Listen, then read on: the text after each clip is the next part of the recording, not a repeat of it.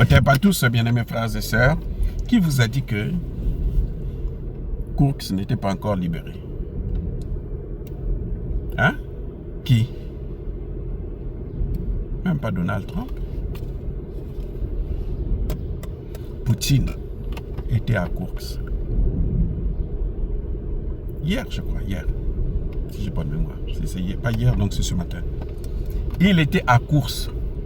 À Kurz, là, il a présenté un discours fort. Il a dit, il a répété, nous allons atteindre nos objectifs. Les objectifs du départ, là, sont les mêmes que ceux qui sont à la fin. Donc, on n'a pas besoin de nous divertir. Ça, c'est un message d'abord à Donald Trump.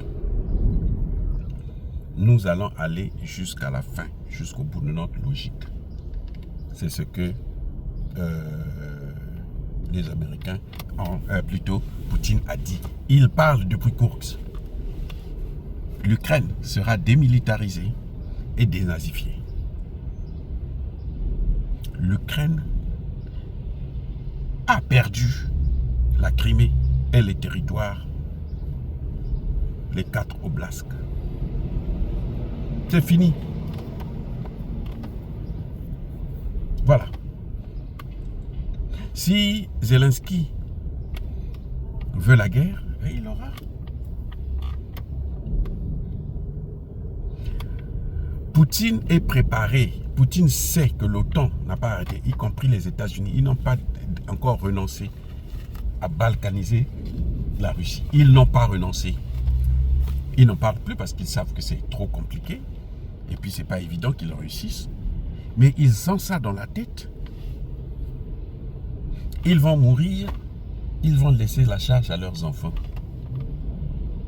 J'espère que Poutine aussi va mourir. Il va laisser la charge à ses enfants aussi. Aux Russes, pour que les Russes puissent continuer à protéger leur pays. Ça, il faut des écrits. Vous voyez les Africains, pourquoi nous subissons? Parce qu'on ne reconnaît pas notre histoire.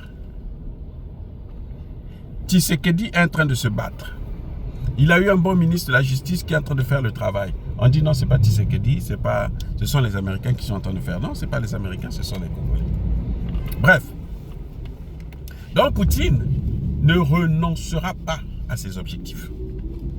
Parce que Poutine sait qu'actuellement, l'Amérique n'a pas renoncé à la guerre en Ukraine parce que Donald Trump continue à équiper l'Ukraine en armement.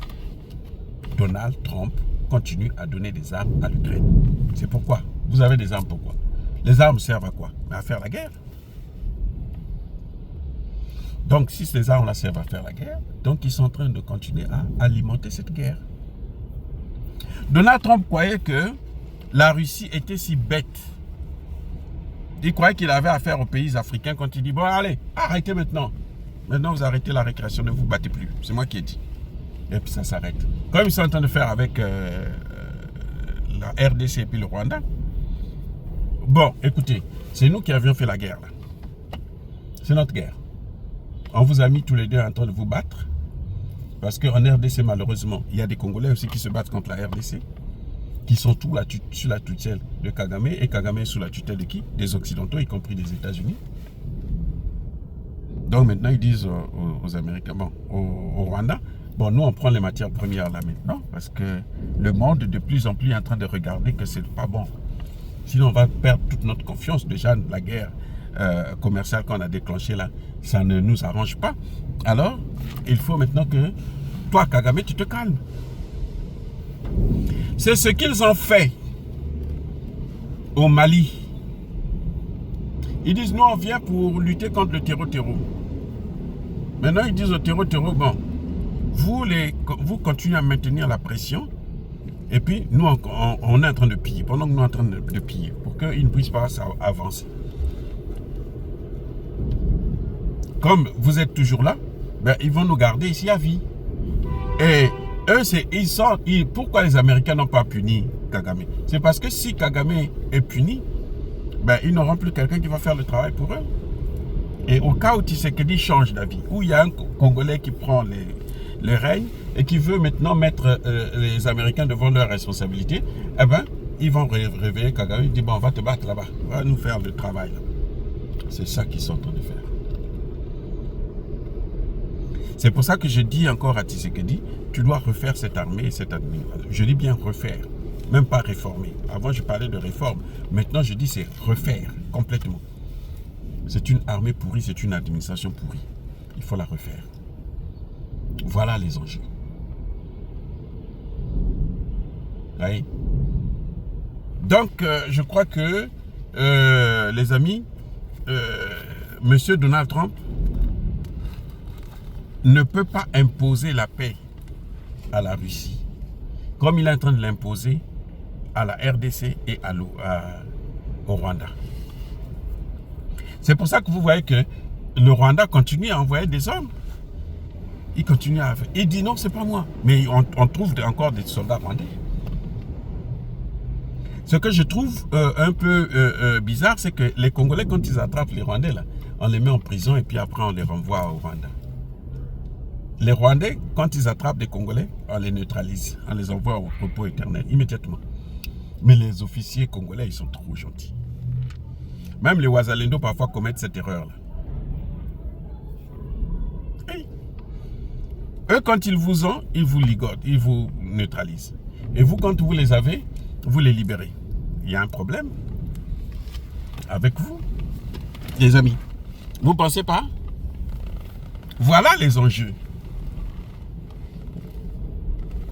Donc, je pense que c'est très très bien pour le Congo, hein, pour Donald Trump, de prôner la paix, mais pas à n'importe quel prix. Hein.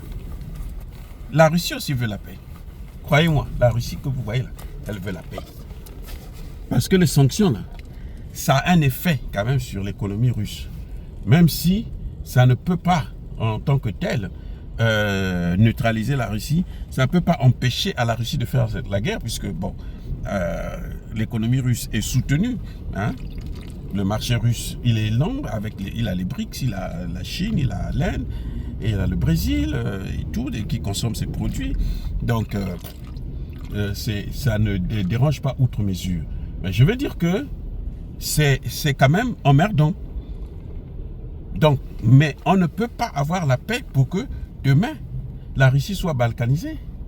Regardez Donald Trump qui est en train de créer le dôme d'or. C'est pourquoi? Mais c'est pour la guerre. C'est parce qu'il est en train de préparer la guerre. S'il ne prépare pas la guerre, là, il va pas oser, il ne va pas faire ça. Quelqu'un qui veut la paix, là, il ne va pas oser créer des conditions pour qu'il y ait une guerre ou pour se protéger et tout. Qui veut la paix, prépare la guerre.